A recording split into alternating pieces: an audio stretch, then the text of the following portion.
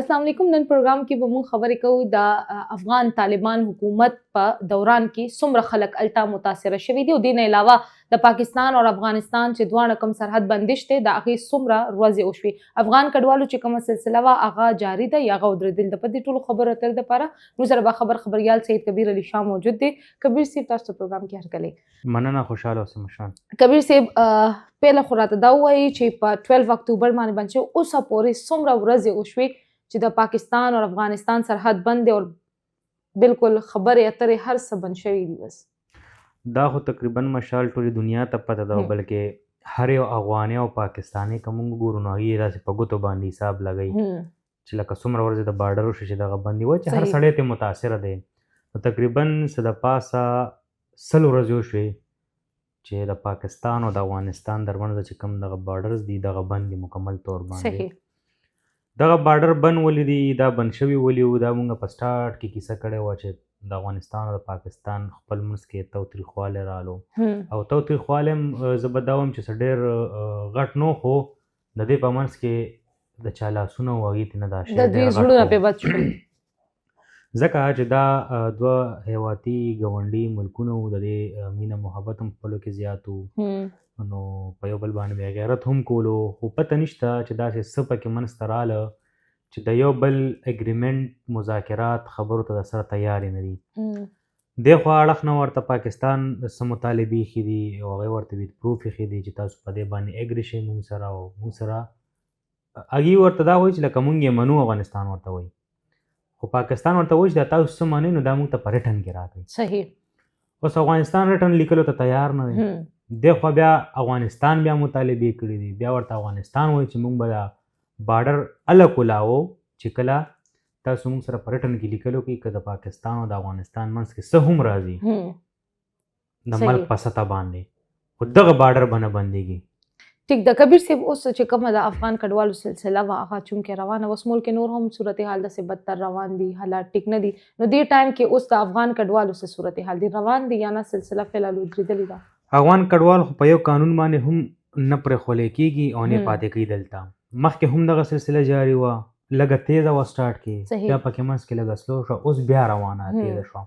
اوس خو ورته تیزه نوره ځکه که مشال چې هغې ته دوه کیمپونه جوړ کړي دي، یو چې کوم دی چمکنو کې ورته کیمپ جوړ کړی دی، بل یې ورته په لنډي کوتل کې جوړ کړی دی. هغه کیمپ د دې دپاره دی UNHCR یو ډېر ښه اقدام اوچت کړی دی او ظاهره ده چې د حکومت په وینا باندې کړی دی. د دې به مخکې 4 او 5 شپږ ورځې په دغه لارو باندې تېرولې، د دې به په بارډر باندې انټریانې کېدې، سکینینګز به کېده د ګاړو، تقریبا لکه یو پروسس کې به هم چې کوم دی نو 3-4 ورځې به لګېدې، نو ډېر زیات تکلیف به و، خلکو سره به کډوال وو، ماشومان به وو، زنانه به وو.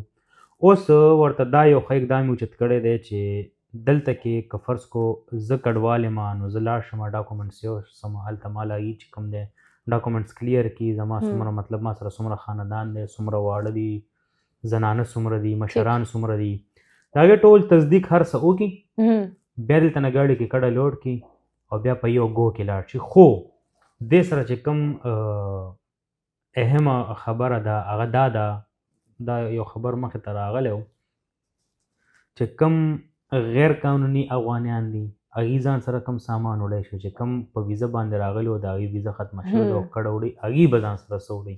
صحیح. نو دې کې دا خبر مخې ته راغلی دی چې غیر قانوني افغان کډوال ځان سره څه هم د دې نه نشي اړولی. صحیح. په بارډر باندې کوم چې قانوني طور باندې وو هغوی راغلي وو، په ویزو باندې دلته پراته وو، نو هغوی ځان سره خپله کډه مکمل طور باندې اړولی شي د بارډر نه. صحیح.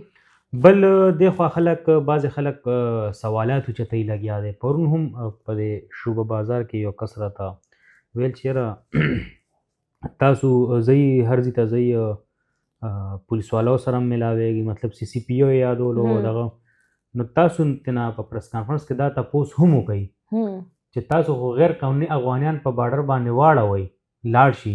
صحیح. هماغه افغانۍ بیا په بلو نورو بارډرونو باندې څنګه راوړي، څنګه راځي، هغې دپاره تاسو څه سزا یا څه اقدام هم ولله اوچت کړی دی. نو ما ورته زه الله دې وکړي چې یو بل پریس کانفرنس وکړي نو دا سوال ورته مونږ وکړو.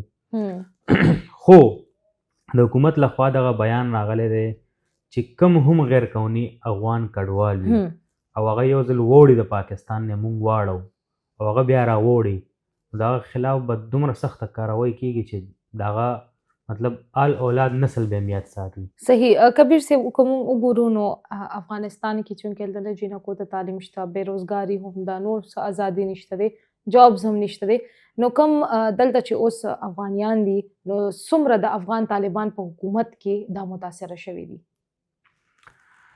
مشال دغه خبرو باندې خو چې خبر چې زموږ ستړی شو په تعلیم، صحت او خصوصا د جینکو په دې تعلیم باندې، تا اوس ته پته شته چې په اخبار کې نن یو نوی خبر راغلی دی په مشرق اخبار کې، که څوک یې ګوري بېشکه ودې ګوري، اخبار ټولو دنیا ته ځي، بالکل په ټوله دنیا کې خورېږي.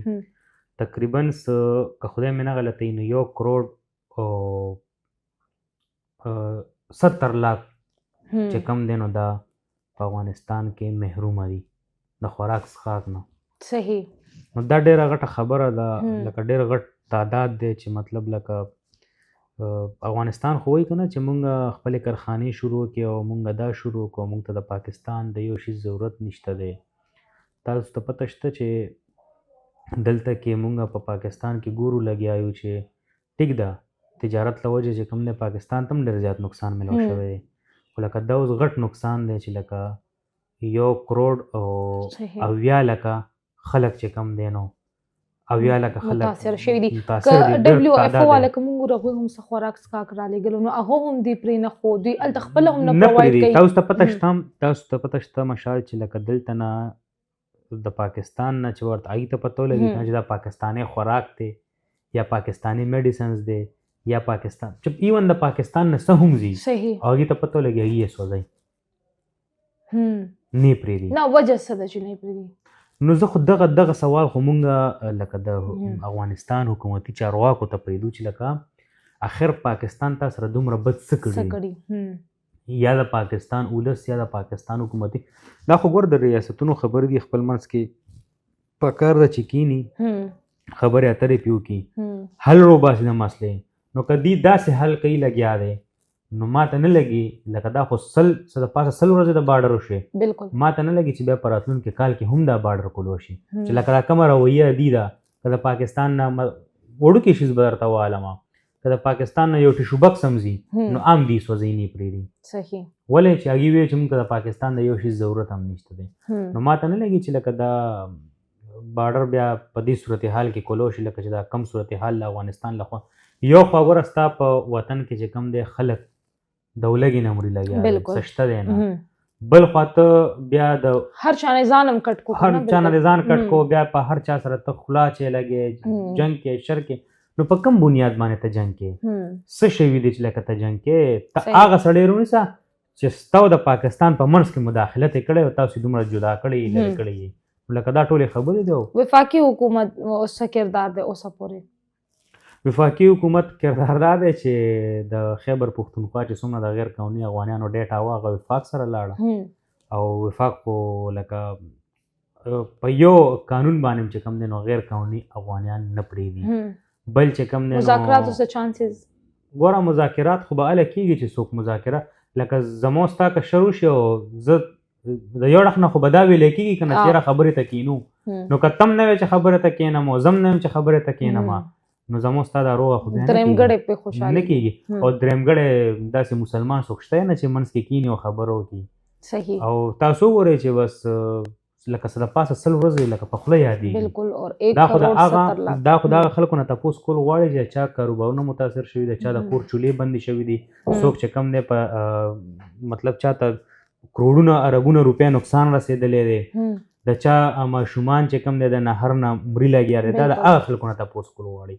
دا مو تا باندې فرق نه غورځوي که زه هم چې بارډر بند دی نو بس ټیک ده بند دی نو بس 100 ورځې وشي یو کال نور هم بند شي، ما باندې خو ظفر زیات نه زیات یو شیز به ګران شي که نه بس ګران دي شي اخلو به نو لکه دا په موته دا هغه سړي باندې فرق وځي او د هغه سړي غم کول غواړي چې لکه زه خو د خپل ځان غم کوم لګیا یم خو زه ماله د هغه سړي غم هم پکار. ګوره دې سره یو خبره زه مشال اډ کوم چونکې ستا د پروګرام وخت کم دی، مونږ ګورو که نه ولې په یو معاشره کې دغه شوکې زیاتېږي لګیا دی غربت د وجې نه چې زما بچی نهري که نه نو زه خو به یو ورځ ګزار وکم، زه به 2 ورځې ګزاره کم، زه به په خپل ځان باندې یو کال ګزار وکم، زه خپل ماشوم نهر نشم ساتلی.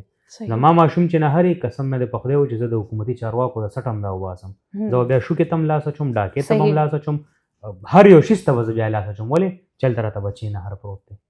صحیح، ډېره مننه کبیر صاحب د وخت راکولو. زموږ د پروګرام ټایم هم ختم دی. خپل فیډبیک کمنټ سیکشن کې ضرور شیر کړئ. د نیکسټ پروګرام پر اجازت غواړم. د الله پامان.